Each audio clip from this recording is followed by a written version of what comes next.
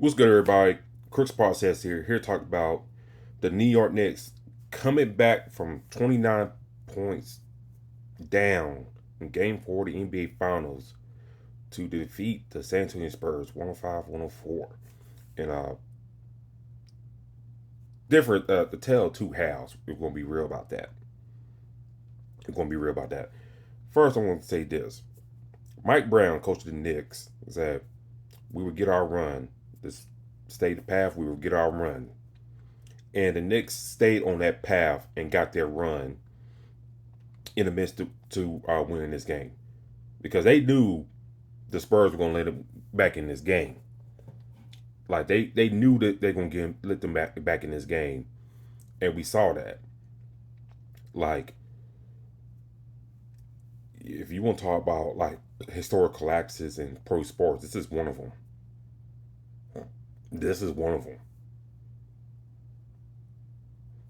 And you know, I'll go to the first half in a second here, but during the second half when the Knicks was just like kind of chipping away, when the Spurs shots were falling and stuff like that, and especially in the third quarter when they, I kind of tweeted out, you know, the Knicks got this hope for this, have go on a good run and hope that the Spurs go cold and rebound the ball well, and that's exactly what happened.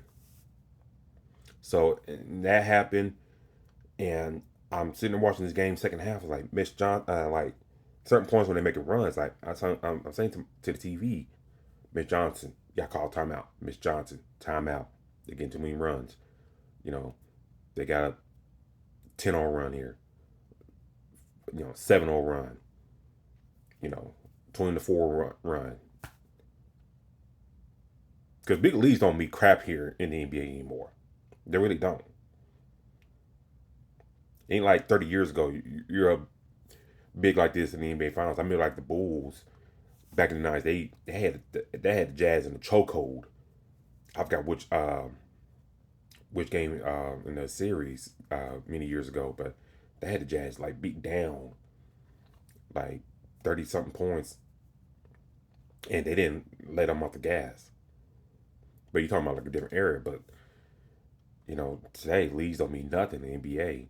How free flowing everybody is, and all that good stuff.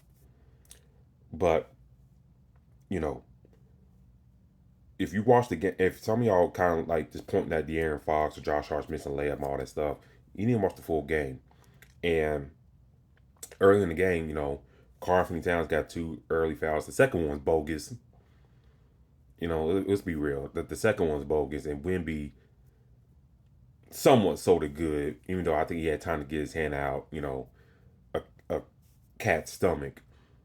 That second foul was bogus, and then that put the Knicks behind the eight ball because you put Mitch Robinson early in the game, and then after a little while he was gassed, and then next you're going deep to the Knicks bench, and Jeremy Sohan and another dude, I forgot his name, you know, getting minutes, trying to guard Remy and stuff like that in the NBA Finals.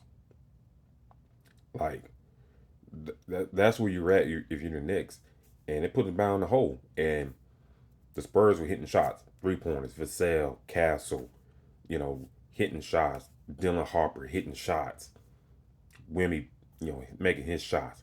Everything was clicking on all cylinders. All that good stuff. And they're up damn near 30 at the end of the half. I was like, damn. The crowd in the garden was, the energy was sucked out. All that. It was dead. Wu-Tang Clan performing at halftime. Dead for the most part.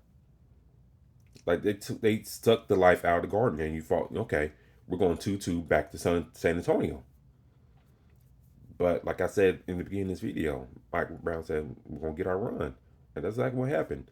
And the Spurs, they thought, gonna say. I mean, the first 4 minutes, you thought you're gonna stay hot, but didn't happen. They still taking it three balls and stuff like that, and it didn't happen. And I kind of wonder why Mitch Johnson, okay, didn't flip the switch. Okay, got hot. But I know we can't stay hot like this. Why not work Wimby inside? Towns is foul trouble. You know, these other guys in foul trouble. Work Wimby inside, slow the clock down, get these guys in foul trouble, get in the bonus early, and work the free throw line. Instead of trying to, they shot like 44 threes at the end of the game, as the total at the end of the game. But sometimes you got to recognize, hey man, work the inside. Okay, and at some point when we get tired, tell Luke Cornett come in, gives a few minutes a good blow, then put Wing back out there and work the inside.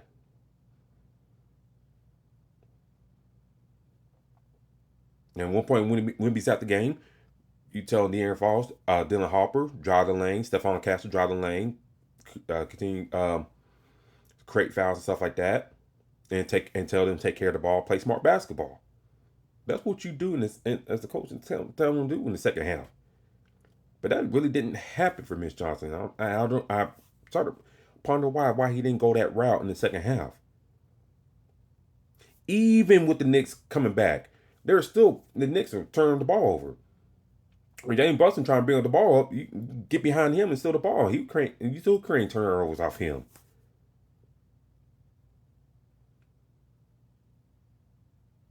So if some of y'all watch the game, y'all trying to blame on De'Aaron Fox or whatever, that's bullcrap. Don't put that on him. Sure, he probably wish he made that layup on the break, and I don't blame him going for it. Everybody saying he got dribbles out and all that stuff. Yeah, or make the damn layup and put the Knicks more pressure in the score and stuff like that.